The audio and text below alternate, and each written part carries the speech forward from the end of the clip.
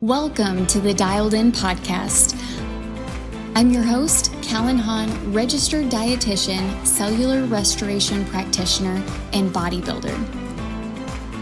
This podcast is for high-performing women that are ready to be intentional about reaching their next level of their health, performance, and life. Text. There she is. Hello, Karen. Hi. It's so good. Oh my gosh. I love the sweater, the backdrop. You've got everything so dialed in. I know. I might turn these lights off because I'm getting a little bit of a there. Oh, beautiful. Yeah. That might be better. Good. Oh my gosh. How are you? I'm good. How are you? Doing so good. Okay, so for all of those that are popping on right now, this is Karen Finisith, and she is the creator of the Moving Mountains method. And Karen, I want you to just start diving in, explaining more of your past and how you discovered what changed the whole trajectory of your life with Moving Mountains. Yes, absolutely. I'd be happy to do that. So within Moving Mountains, I'll just briefly talk about what it is so that people can even understand what it is. But within Moving Mountains, I help people restore their health by changing the conditions that would have led to illness to begin with. It's really that simple. If I just were to make it short and sweet, it's really that simple. Now, what led me to creating Moving Mountains is a whole nother interesting story. And so that's what I'll start with. So in 2015, I was right around 37, 38. I thought I was a completely healthy person. And all of a sudden, one day, I just started having serious decline. It started off with just like some floaters in my eyes that I just attributed to blood sugar issues.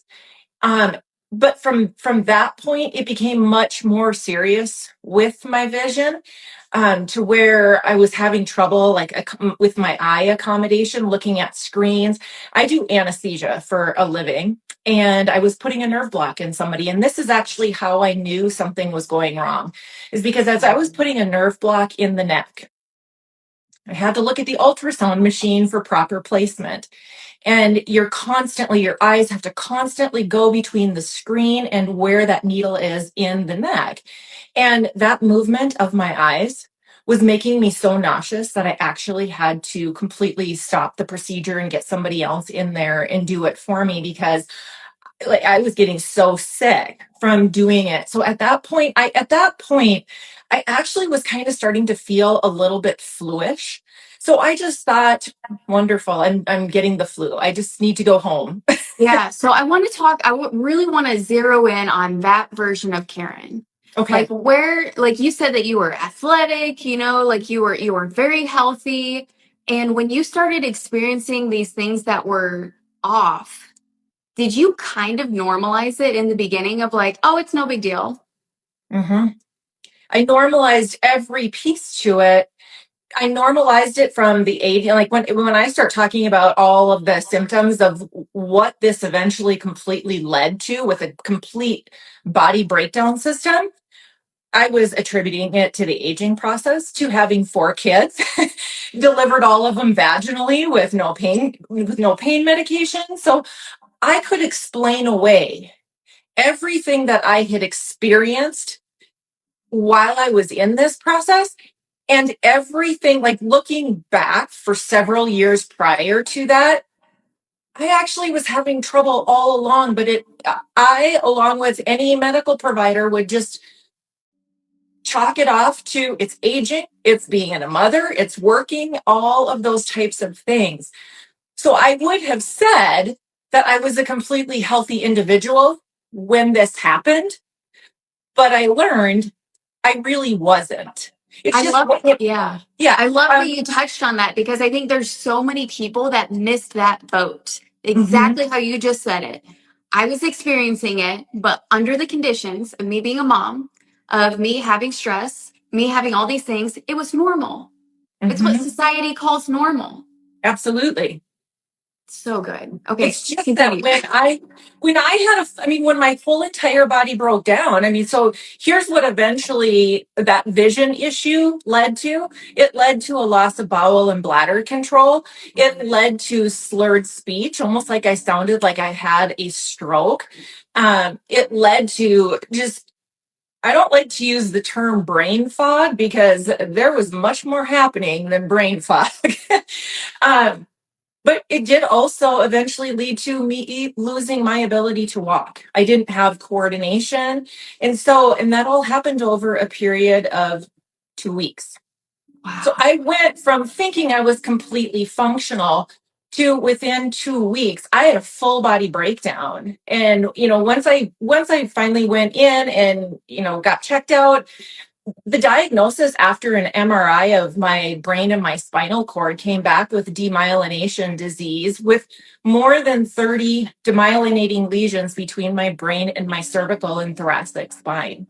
And so at that point in time, I was actually told by the neurologist that my husband and I better start to plan differently for our future because within 3 years, for as much progression or for as much damage as I've had on a so-called one-time diagnosis, the anticipation was that within 3 years, I could be facing permanent neurologic disability.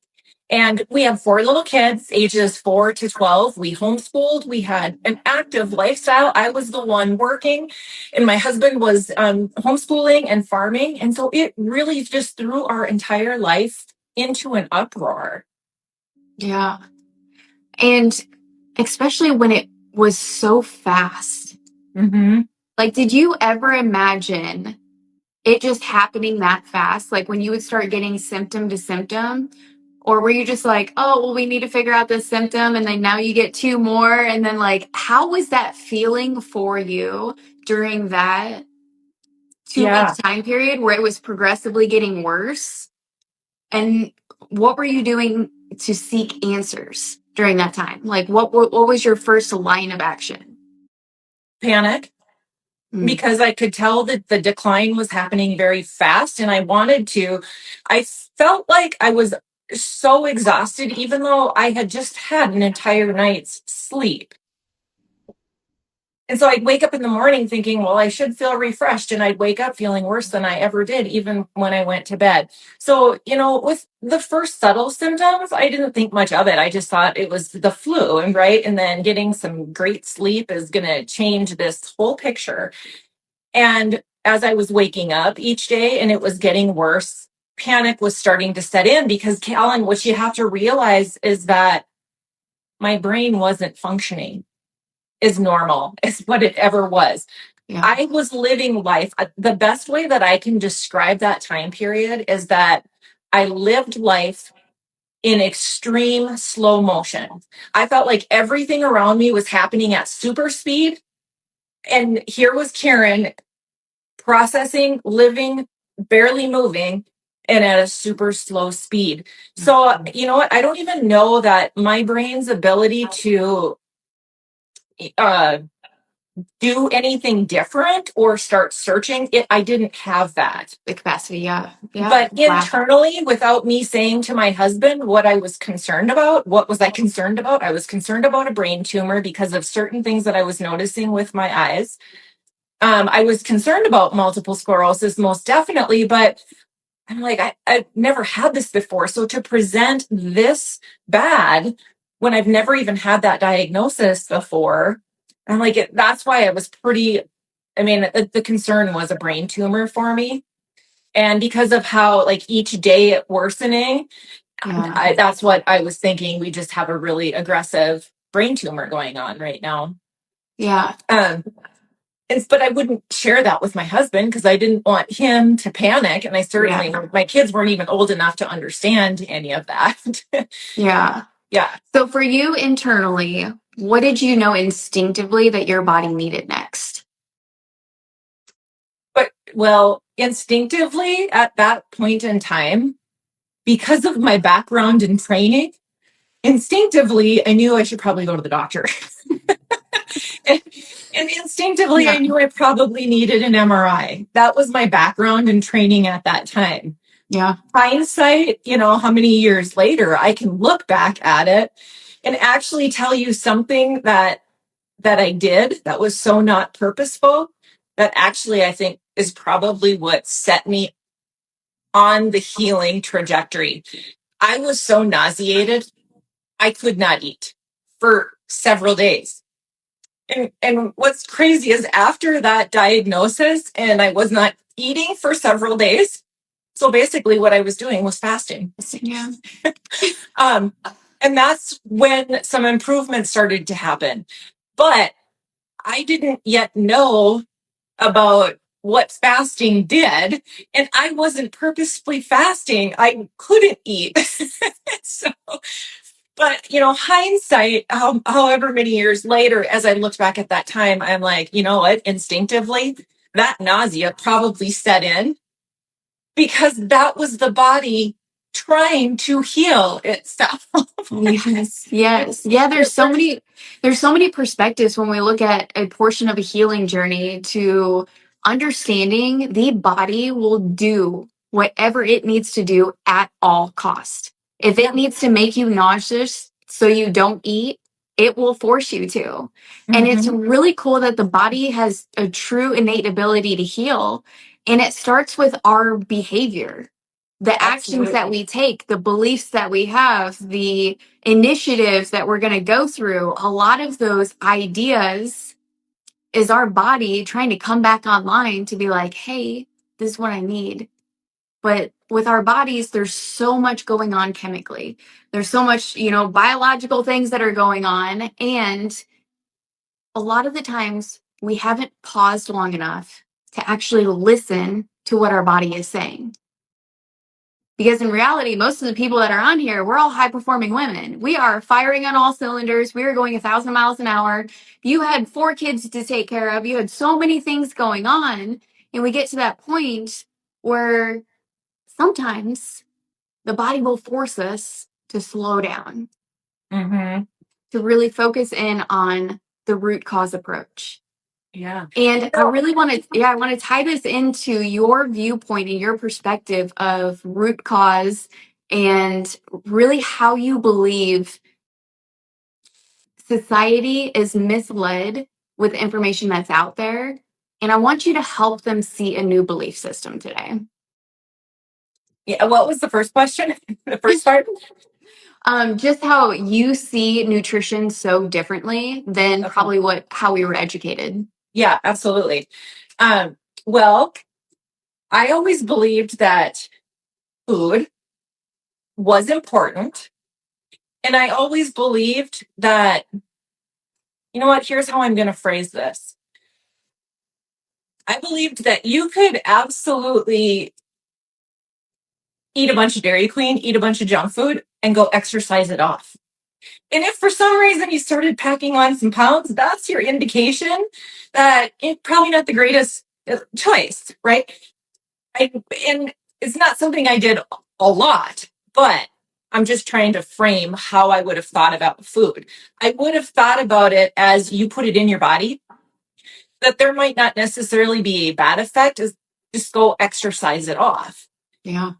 Calories in, calories out. That's how I would have thought about food. We were all taught that. We were educated in that way. Now, would I have also agreed on the sense of, you know what, if a diet consists of a lot of fast food and frozen dinners, that's also problematic, and that will probably lead to, I would have probably not said chronic disease.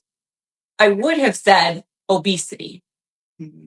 Right? And so that's how we were taught in school. And potentially heart disease just because of the fat controversy on that. But that's how we were educated. And so I knew that it was important to eat healthy food, but healthy food is different than real food, real whole food.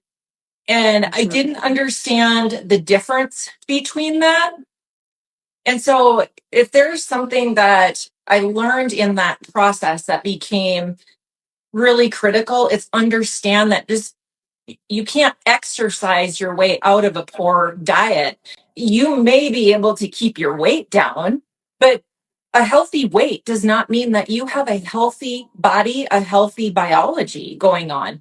And I was the perfect example of that. I had a healthy weight. I did exercise. I didn't do anything crazy and out of the ordinary, but I had all of that. I had all of the lifestyle pillar foundations. Those were all in balance for me. And um, so when that happened, although I thought it was crazy when somebody first approached me and said, Karen, you really should look at your diet and lifestyle. Honestly, I wanted to about punch him in the face. And if I would have had the muscular strength to do it, I may have done it. Because what my ears heard was you're neglecting yourself. You're neglecting your body. And that was the farthest thing from what my life looked like. Yeah. But for some reason, when somebody asked me and said, Karen, you should probably take a look at diet and lifestyle, I got defensive about that. And what I believe now is that something that happens as a product of how we're taught and conditioned and educated in the United States. That's so good. Yeah. Because I actually did. Yeah, that right there. That's gold. So many women need to hear that. Is because a lot of the times when, people are at a higher level of education with nutrition, we can see things so clearly.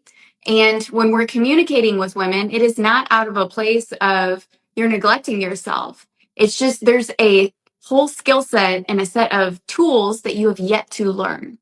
And I think that's what our biggest, that's where we thrive is we just want to be able to effectively communicate that to women on there are so many different pillars that you can have, but boy, there is refinement in each one and continuing to really build upon your knowledge base so that you can understand what do these foods do? Why do I have food sensitivities? Why am I reacting to foods? What can serve me better in the next season of life?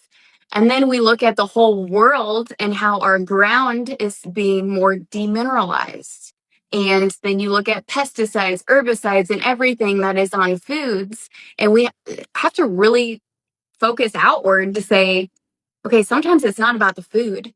Sometimes it's what's being done to the food or how our food is becoming more degraded every single year. So the reason that we have to prioritize it more now than ever is because of that. Right. Throughout the 10 years that I have worked with people, I always use this as an example.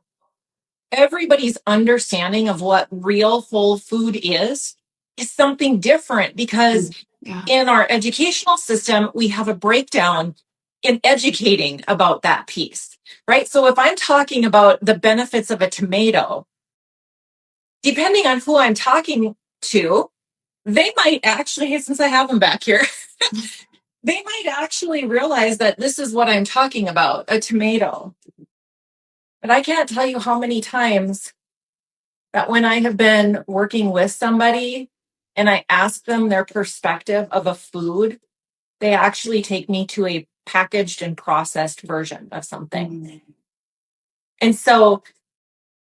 And I understand that, which is why I asked that question, but I understand that because when I went through this and I had to be questioned about what's my understanding of what real whole food is, the first time somebody asked me that, I'm like, that's the craziest question. But when I had to answer it, I began to realize, what have I been eating this whole time? If I'm not eating real whole food, what have I been eating? Well, I've been eating something that looks like real whole food. It's been processed 1,000 times into something that is supposed to resemble it, but it doesn't mean that it's real whole food in its unadulterated version of it. And that's probably, truly, Callan, that was probably the steepest learning curve for me is really understanding what real whole food is, even though something might look like real whole food, to understand the sourcing of it and how it was grown, to make sure that it was grown in and raised in such a way that is meant to actually serve me. and help me to thrive, not just barely hang on for survival. Yeah. And so what is the one thing that you focus on the most with food in terms of where it's coming from? Like, what is something that someone could walk away from this live today and they could just really be like, oh, I've never thought of food that way before?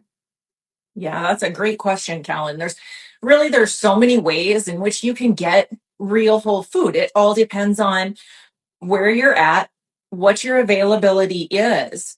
But, if you look behind me here, I mean, that is a picture of real whole food. So when I'm cooking meals now, this is what I'm cooking with. There is no cans that I'm using. There is no packaged version of anything. I've learned how to do everything with real whole food. Because at that time when I was going through it, I didn't really feel like I had any other option. What were my options? My options were medical management through medication. To me, that wasn't an option.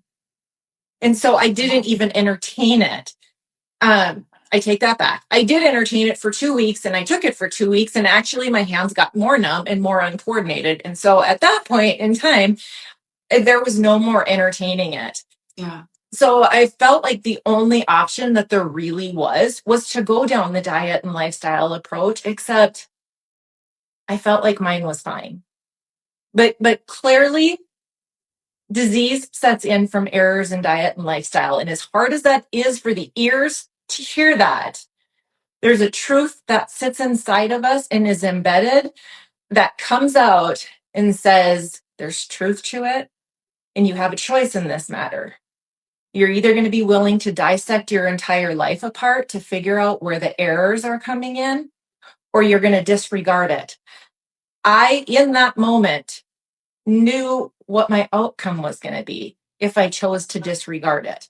It was equally as difficult to approach all of it and to have to accept that despite all of my healthcare training, that there was probably error in it. Yeah. And that was probably one of the hardest things for me to accept, is that there was error in my understanding and in my educational training. And while at some point in our educational training, we probably did talk about diet and lifestyle, besides a little tiny module on it at some point in school, you never actually saw that lived out and applied. Thus, it became theoretical and not truly lived out. Yeah. And I almost want to reframe that error, because a lot of the times it's not an error. It's just a lack of understanding of, oh, shoot, in this season of life, my body is requiring something different. Mm-hmm. And that is something that we were never taught. We were never taught how to pivot with different seasons, how to pivot with different environmental shifts, pivot with different emotional states that we're in different seasons of life. Mm-hmm. And when we hit those blocks, we have to understand, I've been on my health and wellness journey for over 10 years now. How many different diet plans have I been on? So I'm curious to ask, what were your healing foods during the time that you needed it the most? That's an interesting question, Callan, because I get that all the time. And I always get this question. Well, just give me like 5 things that I can implement that, can start setting me up for success. I usually won't answer those questions, because when I know that those 5 things are not going to accomplish with what they've got going on, I know those 5 things aren't going to accomplish. It's going to baby step the process. They're never going to actually feel what they should feel, but they all have done enough to have made some changes and that they feel it's a great amount of work. Yeah. They'll never actually feel the benefit. And because of it, they throw it all aside and go, it never made that much of a difference to begin with. And where the problem comes in is that in a 15-minute conversation, I could never give somebody enough of what did Karen Finiseth do in that time period. Yeah. My simplest way of saying what it is that I did, I went back to ancestral foods, because that's what's missing from today. And that's actually how I started researching the whole process, is in time periods where chronic disease didn't exist, what did food look like at that point? Well, food was real. They didn't have modern processing. When if they caught an animal or butchered an animal, they used the entire thing.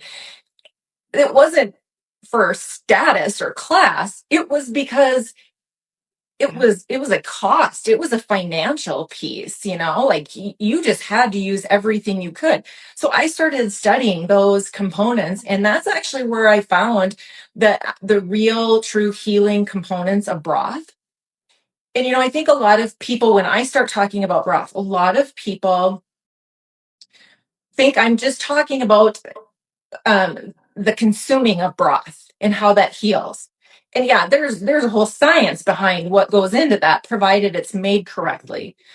The component of making your own bone broth that actually brings healing that nobody can see and they can't understand is that when you come back into your kitchen, the time that you take to source the food, start making the food, your body comes into alignment.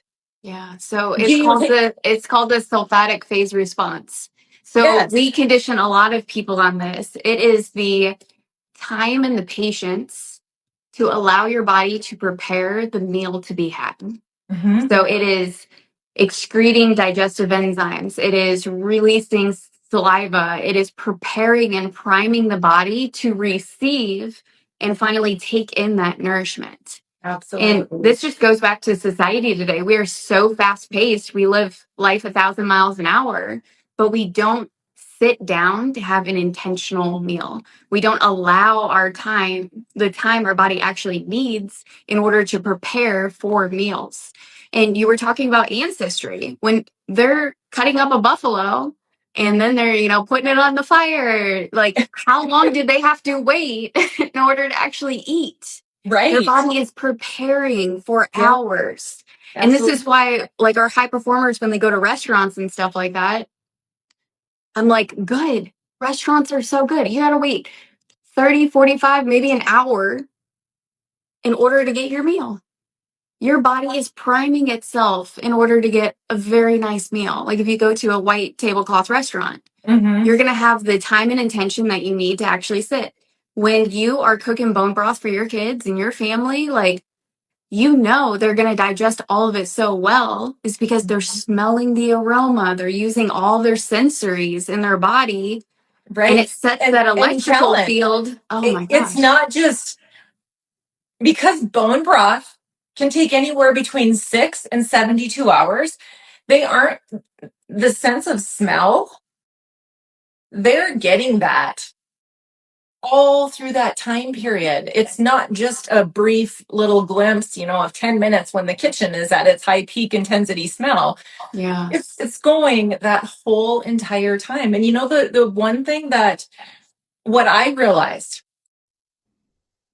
I first of all had never seen bone broth made. So to me, it was a little bit of a crazy thing that I was going to start doing. But, I'm like, what other options do I have at this moment in time? So when I made my first one, it was the most intimidating process because, I'm working with ingredients that I would never normally work with, and I wouldn't ever work with them in that particular way. I mean, when's the last time that you heard people talking about working with chicken feet?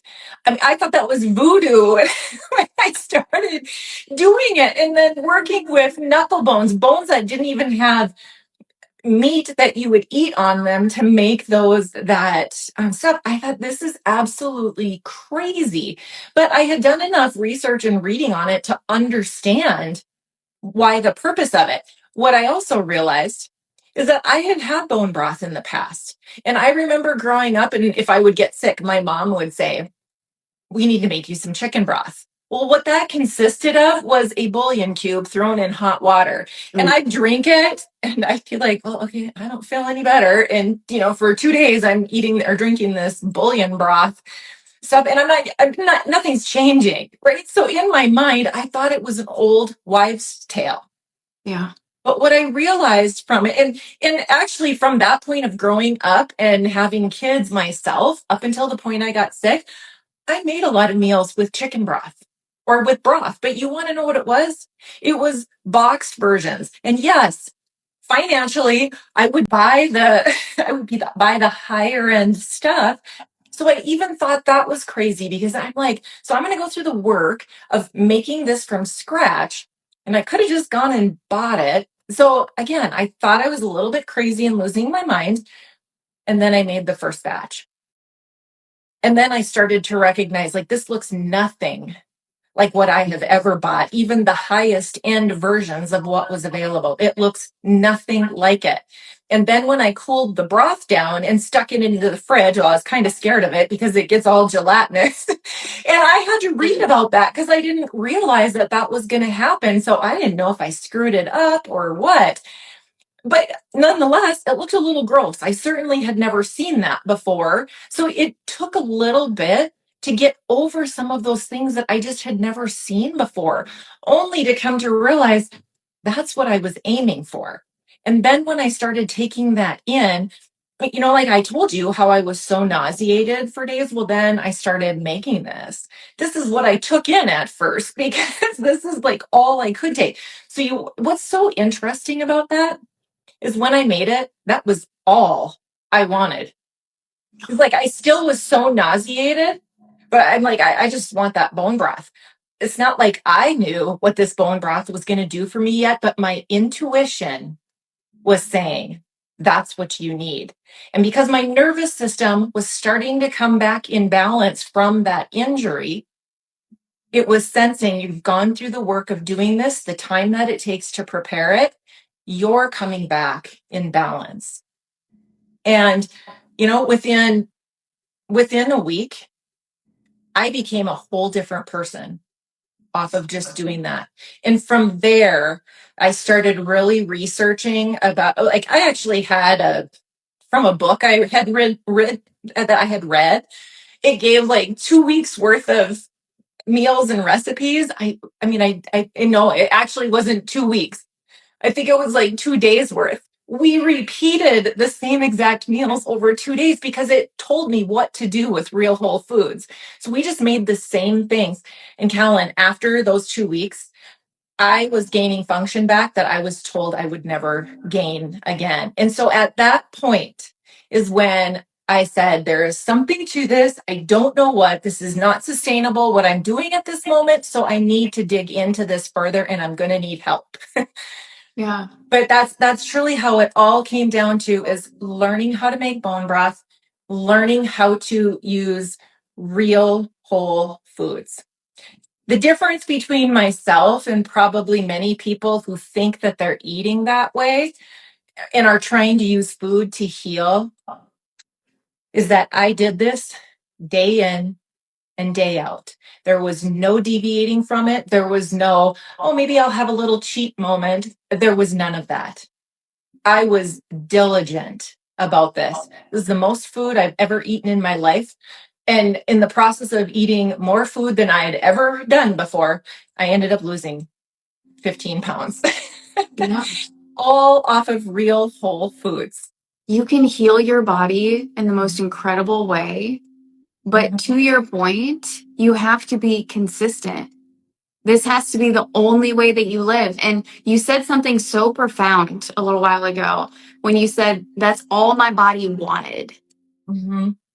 And I know you experience this with your clients, and I do with mine. When we get them on custom nutrition and get them feeling good, their body only craves clean, healthy, whole foods. Yep. That is it. The only time that there's deviation from that is when they're throwing in their so-called cheat times, because then the body's in a state of disarray. It's wanting the real whole food stuff, but you're caving to the cravings because you're not yet completely in balance. And as soon as you start caving to those cravings, Yeah, it what your body is desiring, it's just confusing your intuition. It's still trying to signal to you, but it's messing with your own intuition. yeah. Well, you have to look at the word cheat, period. Mm-hmm. Cheat is a negative, toxic word. So anytime someone's like, "Oh, I'm going to go do a cheat meal," even if they took their real healthy meal and increased, like doubled the calories, just doubled the quantity, and called that their cheat meal, they're going to experience it in a negative way because your body's always listening to you. Mm-hmm. And like the words you speak to it really, really matter. Yep, And that's we a find great point. we find that a lot mentally, like even with like affirmations and like the words you speak to yourself and really detoxing your language around health, wellness, food, whatever it may be, that we see so much mindset shift in that alone when we call them refeeds instead of cheat meals. So we're like refeeding with just higher quantities of the good stuff. And when you call it a refeed, it's like a supercharge. So sometimes it's just switching up the language so that people are really settling into this is, like you said, ancestral eating. This is the way we were meant to eat. There were no microwave plastic dishes or overly processed foods like the broth that you said. I remember that from my childhood too. That's how we ate broth. And for a lot of us who don't know any other way of life, boy, it's really easy to stay in that frame of mind of like, oh, well, this is normal, this is how my mom did it. Mm-hmm. And sometimes we got to think like, okay, is your mom showcasing and modeling and demonstrating exactly what healthy is? Right. And that is Yes. a big question. This is what I love about you being an empowered mom is you are modeling and demonstrating exactly what healthy is for your kids. Right. That, in my opinion, is generational wealth. Well, the interesting thing, Callan, is when I was going through it, I was in an interior wrestling match with myself of, does my entire family do this? Do I just have to eat different from Mm-hmm. everybody? Because I didn't yet realize, I didn't yet know that this was going to be what my answers were. I didn't yet believe that diet and lifestyle were what would have brought this on for me. And so, I'm like, do I really want to make my kids and my husband have to do this? Well, what we did learn in that whole process is that if I was going to have success, like basically the outcome of my health was going to come down to my family and how much they were going to come alongside of me. Well, all you had to do was say that to my husband and my kids, and everyone was on board saying, we're doing this with mom. Mm-hmm. What was really interesting is we were homeschooling at the time. So we did have total control over the food supply at the house. The other really interesting thing is my husband did primarily a majority of the homeschooling. And day after day, he got to see how my kids changed. Now, they were never problematic kids. They never had ADHD tendencies or ADD tendencies. They were just the normal kids. We had no reason for them to do any of this. What my husband started noticing, like when we were probably a month into this, is how much longer they could sit and do schoolwork, how much greater focus they did it on. He was also a wrestling coach at that time. So to watch the kids' athletic abilities like not slightly improve, greatly improve. He actually changed his coaching style, a little bit of his coaching style with our two boys, just simply because he saw the power of food and how that was altering and adjusting their ability to go long matches in wrestling and come down to the end of a 6 minute period and or six this after the match, getting down to the end of the match and them still having great stamina.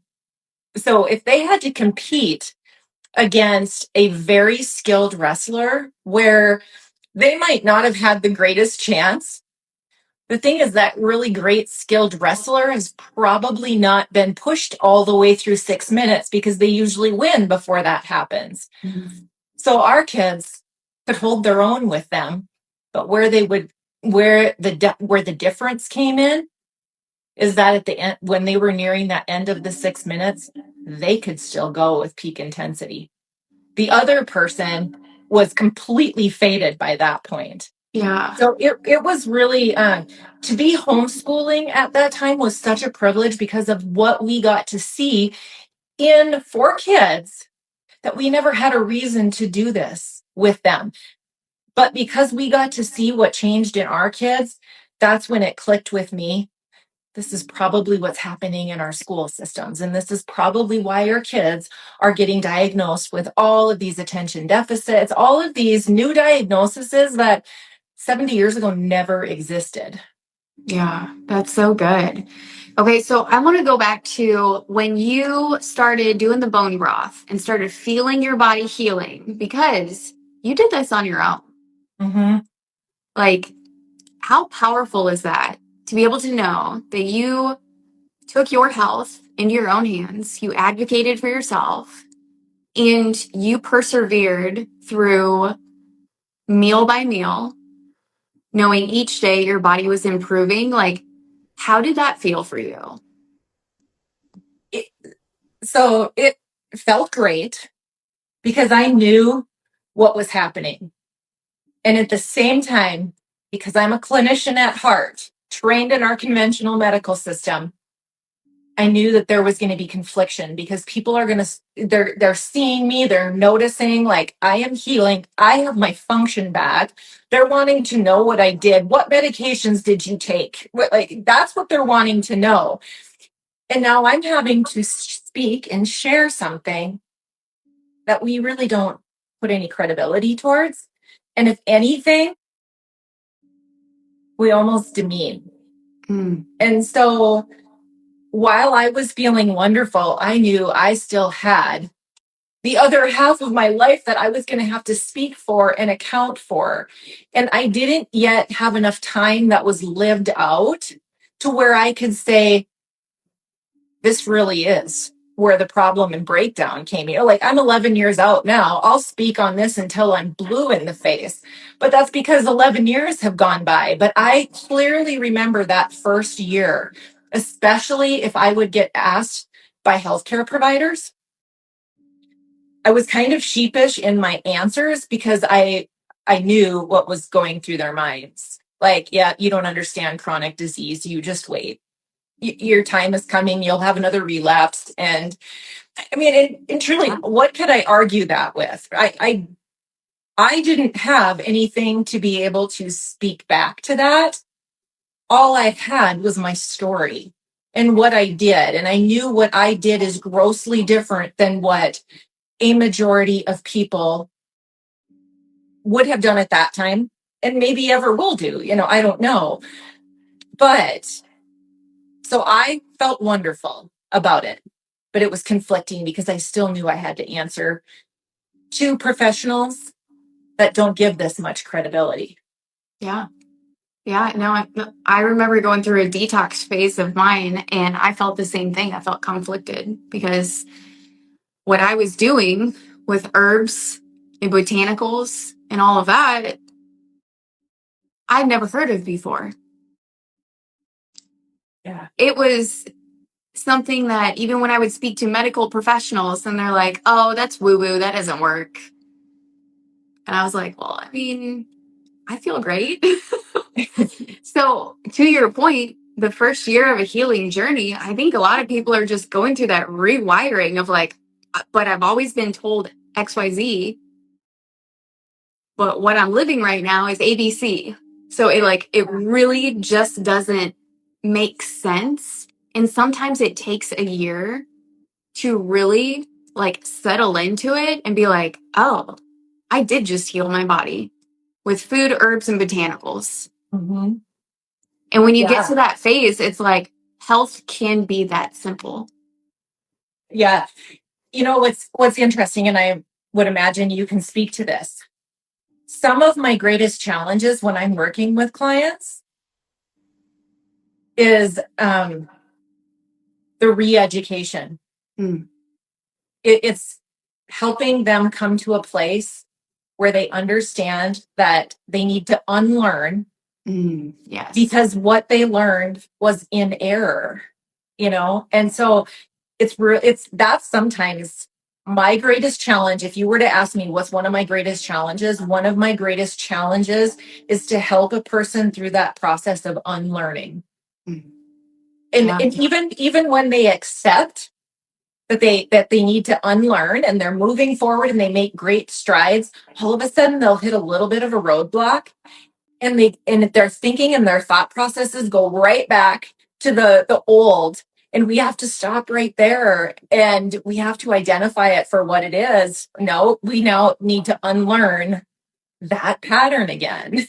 So, Karen, do you find that most of the time when they like revert back, that it's in social occasions? um yes, or I wouldn't say that it's as much, because I spend so much time working through social occasions. What I will say is that as the body is healing, that's and they get, how would I say this? While it's going through a healing process, right? It's hard to differentiate whether or not you're getting sick or whether or not your body's going through a detox process, because you're finally giving it what it needs.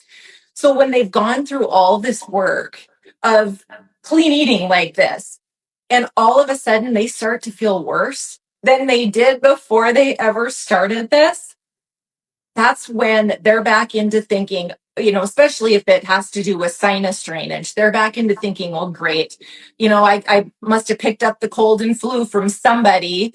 And so they'll jump right into, I got something from somebody, I got a bug from somebody, which is an error. Yeah. And then they'll also jump into, well, what if I need an antibiotic? So they go back into old thinking. Or if, there was a headache that developed from it, they're like, I just need some Tylenol. And we have to stop at that moment. And some of that stuff could be true, because it depends if they did come out of a holiday or a social season, and they were living very contrary to what we've been working on. That could be the situation. But most of the time, it's that they're actually giving the body everything that it needs, and the body is unloading that stuff. And it comes through symptoms that mimic illnesses and sicknesses. And we have to be able to break that down and differentiate. I'm sorry that you feel crappy right now, but your body's just getting rid of it. And realize it's doing exactly what we've been teaching and conditioning it to do. We've given it everything it needs to be able to start to do this. That's what I probably spend more time with people, is the misconceptions between actually healing, what you feel when you heal, versus what you have always felt when you've been sick in the past. Yeah. So I was taught something very profound from a practitioner in this space. And he had said, nobody ever catches a cold. Yeah. Because he was the one that educated me initially on Herxheimer symptoms and die-off symptoms, all of that. And he's like, we're never catching a cold. Like, we're exposed to viruses, bacteria all the time. And our body can, really work through things because we have strong immune systems. But when the toxin load is so hefty and our immune system becomes suppressed, then what does our body do? Mass eradication. It wants to get rid of all the bacteria, all the viruses, all the mold, whatever may be living inside of you, whatever maybe environmental exposures like fragrances or stuff like that it's trying to work through. It finally decides, we're going to get rid of all this in that detox phase.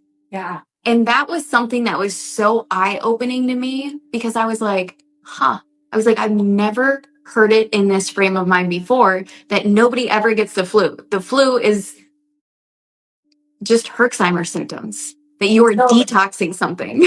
Yes. So isn't it interesting how in our healthcare system we handle cold and flu season? It's very much so an error, but here's what else it does to the general public. It puts them in a fear-based living during the so-called cold and flu season. And so the nervous system is already jacked up and out of balance just coming into that season because we have been taught and conditioned to fear the season. Yes. Yeah, And so that goes back to words, language, detox, all of that. yeah, It matters and it so really much. is. It's trying to help people through these phases when they're experiencing those things. Every time they experience it, they go back to their old thinking. I must have caught from, even though we just went through 2 months and your thinking was right on. But then all of a sudden, when it happened to you, we revert back into that. And so it takes a lot of work to just refocus. And, there's something else that happens when we call it the cold and flu season, besides fearing the season. But secondly, it takes the responsibility off of an individual person on how you take care of yourself, because you can push blame on, oh, I was on the plane and somebody was sneezing and I caught his bug, and so it's really easy at that point to just shift and go, well, that was a product. I got sick because of somebody else. And that's not accurate. We've taught that, but it's not accurate. I mean, if you have a strong terrain on the inside, you will never get sick. That's right. And that's what my family looks at me and they're like, Helen, why are you never sick? And I'm like, because I take great care of myself.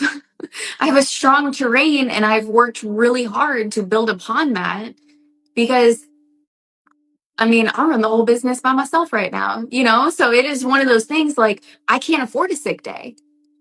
And especially high performing women, when we're running at this capacity and the weight of the business is all on us, we have to prioritize our health. Right. That never comes secondary. That's absolutely correct. And the really interesting thing, Kellen, and I never did touch on this, but I didn't just get my function back. I got function back that I had never had before, that I never knew. Like, ever since I had gotten my period, I had always had PMS. What was that dismissed as? Well, that's just part of, becoming a woman and, then aging as you got a little bit older. But I will tell you that 3 months into us solidly changing this, so I was 37 when that happened. I was 38 when that happened, 11 years ago. Up until that time period, 38 years old, I had had horrible PMS. How did I manage it? With Tylenol, Midol, whatever. 3 months after completely changing our diet and lifestyle, I got my period and I did not have one single symptom. I used to know when it was coming because I'd have a week leading up to it of all of these side effects of swelling and bloating and grumpy and not sleeping well at night and weight gain. And 3 months later, I got my period and I had nothing to indicate to me. That was 11 years ago. And to this day, I am 49 years old and there is zero deviation of my period. If I didn't mark it on a calendar, the day would come and it could be a disaster if I didn't know it, because I'm not going to have anything that signals to me that I'm getting it. So I love that you're sharing this specifically, because so many people need to hear this. Because how many people have normalized PMS symptoms since their very first cycle? Yeah. Because that's what their mom taught them. Yeah. Yep. And now in the United States, after people start heading into perimenopause and menopause, we normalize that as just that period. It's not normal. No. It's not normal. Now, I can't speak to this yet because I am only 49 years old. But if I were to form a hypothesis based on everything that has happened in these 11 years and things that healed that I didn't even realize were meant to function the way they were supposed to, I would anticipate I probably will go through the typical menopausal period as a time frame, but not as a symptom frame. Yeah. So I can speak upon this because we have several medical case studies where women came to us with menopause symptoms, 60s, 70s, 80s. They all regained their cycles back. Yeah. just like normal, no symptoms, nothing. We Yeah. had So one that was an ultra marathoner that went to 5 different countries and was running all these ultra marathons. She was running 200 miles and that's she was amazing. 73 years old. Yeah. Insane. Um, a couple things I want to touch on because I get asked this all the time.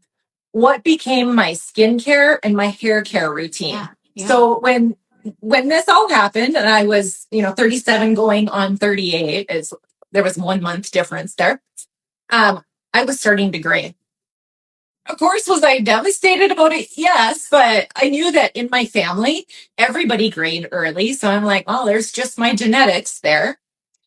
And so when all of this started, or when I started making all of these changes with the power of food, I simultaneously left off all skin, body, and hair care products. I simultaneously did this. For 2 months, I did all of the food, and then I started thinking, I wonder what happens if I leave off all of these expensive skin, body, and hair care products. So I literally quit them cold turkey. It was a month of craziness. I did not look my finest. I wore a baseball cap a lot. But after that month, to this day, I do not use any skin, body, or hair care products. I do not color my hair. This is my natural color. I do not use anything on my skin. So not only was that whole time period it was all a blessing in disguise. Because after going through all of this, in that 1 year, from changing our diet and leaving off all of those body, skin, and hair care products, we saved almost $20,000 as a family. Now, that was 11 years ago. So multiply that out. That's in the millions. Yeah. That's how much of a difference this is. And I could lead into a whole nother topic on healthcare insurance, and I'm not going to go down that path. But once you start taking into account some of these other pieces that you've not even considered before, what you're buying, and that you realize you don't even need anymore because it's not serving you in the same capacity why you would have bought it in the first place, when you start eliminating those expenses, that's when it really hits you. It's important to do this. Yeah. Because this changes you, this changes your family, this changes the future generations.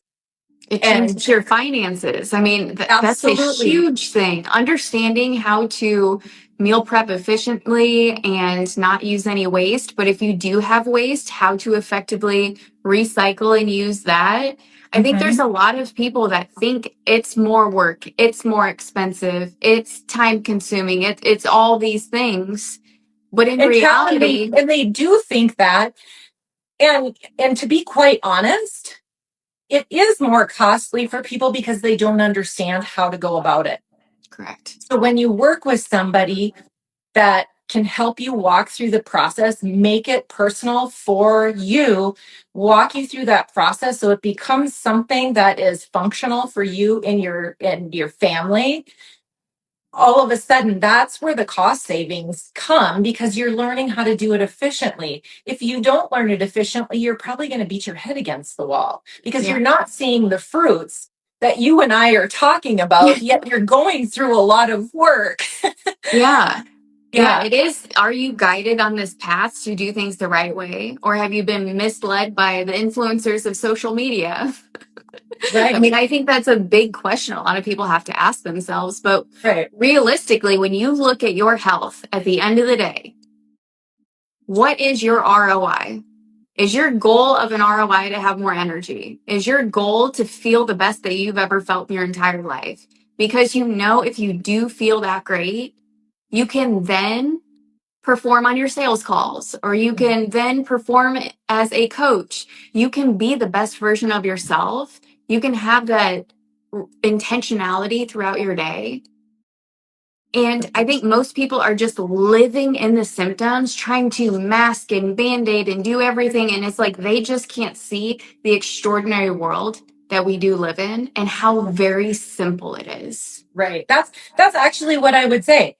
My life now is way more simple than what it used to be, which makes me wonder, 50, 70 years ago, what was the intriguing piece to ever start going away from real whole foods and to start buying into the convenience and what the so-called convenience and those types of foods? I can't understand the appeal. Like, what would have ever drawn people away from real whole food? The other piece that I really want to be able to touch on is, until you have gotten to feel what feeling wonderful feels like, Yep. if you're falling short of that all the time, it's always going to be a deterrent. Once you have felt wonderful, you won't go back to old ways. It's not worth it. It takes more energy now to go back and not feel good because of choices that I have made when it comes to food. So it's not a deterrent to me anymore. Like, people will always ask me, do you ever just want to, go back to some of the old things that you had? And I'm like, absolutely not.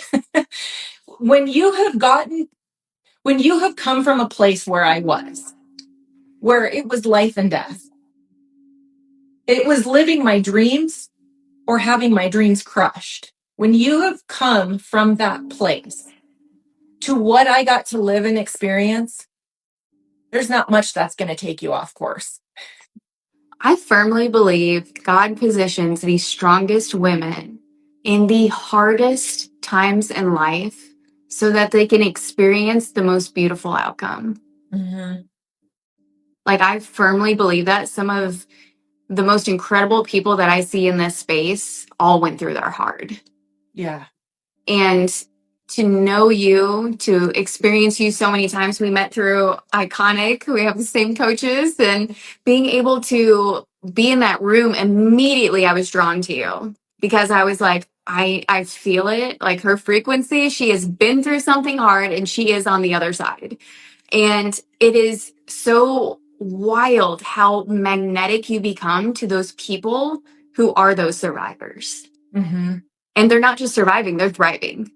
Like, those authentic thrivers, like, you are so drawn to. It's like your immune system just knows. Your body can feel that higher level of frequency and that higher level of healing. Absolutely. And this is where we see a commonality of all of us women start bonding stronger together, is because we are coming from a healed place.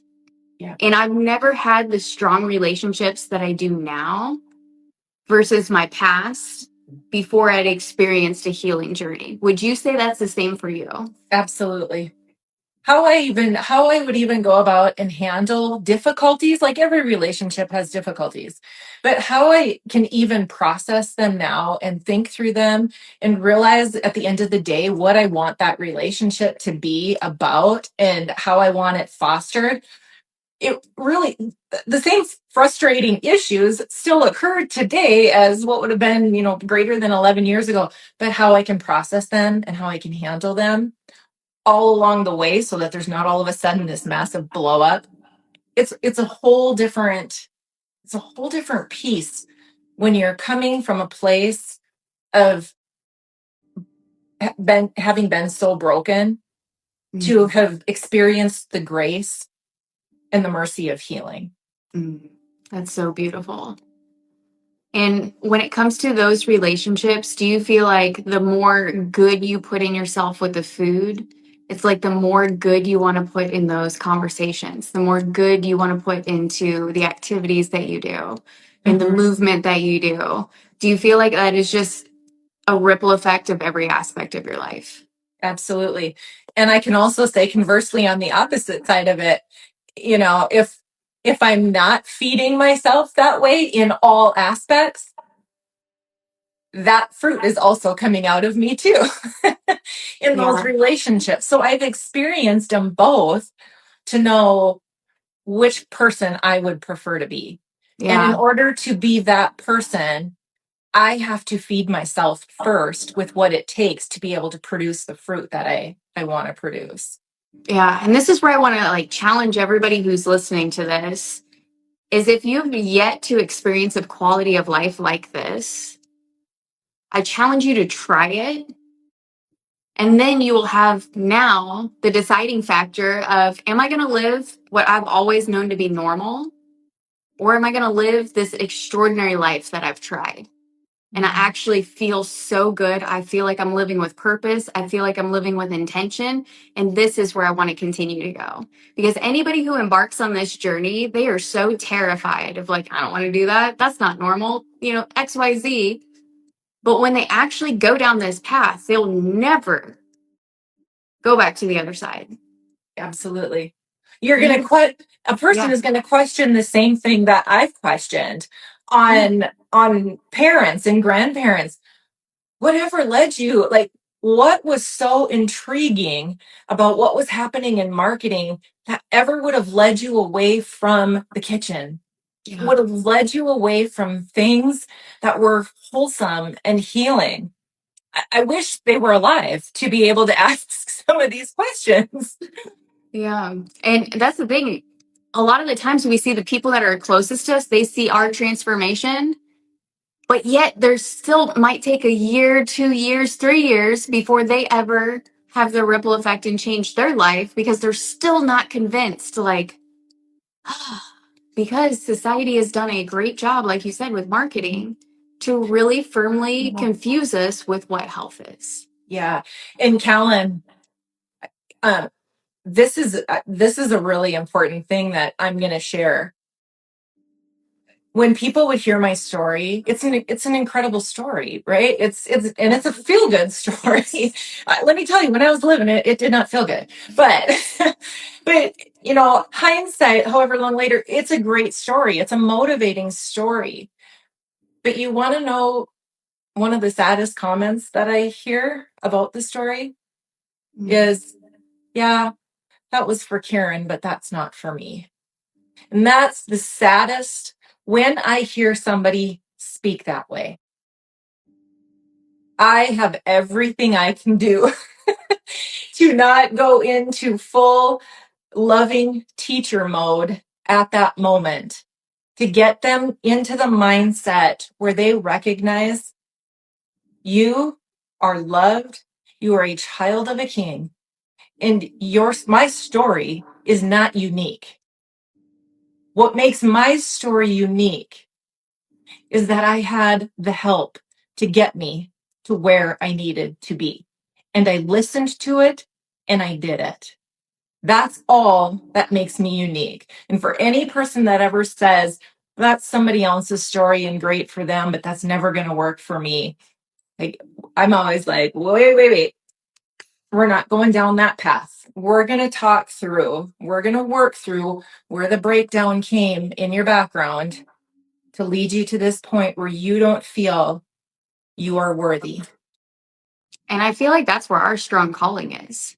Mm-hmm. We just want to communicate a better way of living to so many people.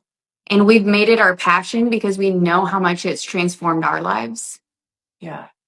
And this is why we day in, day out are always advocating, trying to help new people, is because we firmly believe that this is a better quality of life. Because trust me, if the old way were easier, if the old way made me feel better, of course I would go back to it. Yeah. And I firmly believe that it is a little bit of a belief barrier. But if anyone is listening and they're on the fence of their health and wellness journey, I really want you to take the context of what Karen has said with her story and take it to heart that food can be so powerful on a healing journey. It could be so simple. Mm-hmm. It could be giving you more savings back in your life. It could be giving you more time back in your day. And as the health that we know is reframed so much that it is that much easier. It is that much more simple. It is cost effective. It is the thing that is going to lead you to create that healthy terrain in your body so that you can add more years to your life, so that you can be more present with your grandkids, so that you can be the best person that you want to be. And I think that's what so many people miss is they're living in the day to day, but yet they can't see the 60, 70, 80-year-old version of themselves. Well, what you do today is feeding that 60, 70, 80-year-old version of yourself. Mm-hmm. And that's why it's so important that everyone starts their journey with intention. Start the journey, because all it is honoring and healing the beautiful body that God gave you. Absolutely. So good. Karen, thank you so much for sharing your incredible story today. Absolutely. Is there any lasting statements that you want to leave for the audience today? No, I think you just summed that up absolutely perfectly and beautifully. The only piece that I would add, and I've already said it, is you are worthy. You are worthy. Everyone is worthy. I love that. That's so beautiful. Karen, thank you so much for joining me today. Absolutely. I love visiting with you as always. It's such a privilege. But I hope you have the most incredibly blessed week, and we'll stay in touch. Okay, Bye. have a good one. Bye-bye.